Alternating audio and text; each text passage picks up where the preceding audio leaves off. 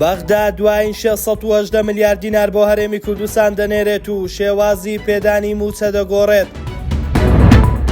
بانکی ڕەشید و ڕافیدەین ڕێو شوێنەکانی دروستکردنی هەژماری بانکی بۆ فەرمانبەرانی هەرێم ئاشکرا دەکەن. ئەمریکا پەیامێکی بەپەلە ئاراستەی پارتی و یەکێتی دەکات و هۆشداریان پێدەدات. سڵاوتان لێبێ، ستاندەرد نیوزتان پێشکەش دەکەین. بە گوێرەی ڕێکەوتنی پێش و دەبوایە حکوومەتی هەرێمی کوردستان لیستی موچە وردەکاریەکانی پێشکەش بە وەزارەتی دارایی عێراق بکات. اینجا بەغدا پارە بۆ موچەی فەرمانبەرانی هەرێمی کوردستان بنێرێت. ئەمڕۆ چەند سەرچاوێک لە وەزارەتی دارایی هەرێمەوەیان ئاشکرا کرد کەوا لیستی موچەیان بە زمانی عەرەبی بۆ وەزارەتی دارایی عێراق ناردووە. بەو پێش بێت چاوەڕێ دەکرێت سبەی دووشەمە وەزارەتی دارایی عێراق واژوو لەسەر ناردنی 680 میلیارد دینار بۆ دابەشکردنی موچەی مانگی دووی موچەخۆرانی هەرێم بکات. بە گوێرەی لێدوانی پێشووتری تەیف سامی وەزیری دارایی عێراق کە ڕایگەیاندبوو دوایین گوژمە دەبێت کە ڕاستەوخۆ بۆ حکوومەتی هەرێم دەنێردرێت و دوای ئەوە حکوومەتی عێراق خۆی ڕاستەوخۆ موچەی فەرمانبەرانی هەرێمی کوردستان وەک سەرجەم شوێنەکانی دیکەی عێراق دابین دەکات.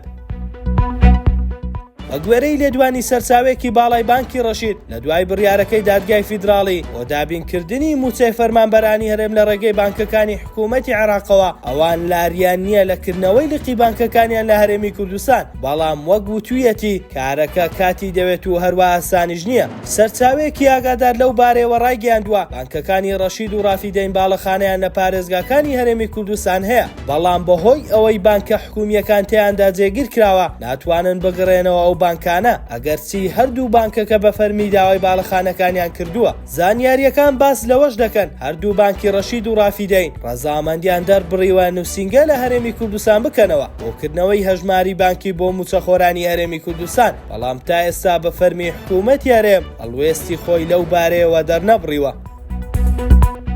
ڤیکتۆریا تایلەر جێگری و یاریدەدەری وەزیری دەرەوەی ئەمریکا و بەرپرسی کاروباری عێراق و ئێران لە نووسینگەی کاروباری ڕۆژهەڵاتی نزیک ڕایگەیاند. وەزیری دەرەوەی ئەمریکا وتوویەتی هەرێمی کوردستانی عێراق کاتێک بەهێزترە کە هەماهەنگی تەواو لە نێوان یەکێتی و پارتیدا هەبێت. بە دڵنیاییەوە ئەوە شتێکی سروشتیە کە لە هەر وڵاتێکی دیموکراسیدا لە نێوان دوو حیزبدا کێبڕکێ هەبێت، بەڵام هیوادارین هەردوو حیزبەکە ڕێگەیەک بدۆزنەوە بۆ ئەوەی پێکەوە کار بکەن تاوەکو بەرەنگاری هەندێک لەو هەڕەشە ئەمنی و ئابووریانە ببنەوە کە ئێستا ڕووی تێکردوون. ڤیکتۆریا تایلەر ئەوەشی وتووە پێم وایە لە هەموو گفتوگۆکانماندا لەگەڵ هەریەک لە بەرپرسانی حکوومەتی هەرێم و بەرپرسانی بەغدا ئەومان ڕوو کردوتەوە کە هەبوونی هەرێمێکی کوردستانی بەهێز و خۆڕاگەر کە ئاسایشی هەبێت و گەشاوە بێت و پارێزگاری لە دیموکراسی و مافەکانی مرۆڤ بکات، نەک تەنها بۆ هەرێمی کوردستان خۆی بەڵکو بۆ بەغداش گرینگە.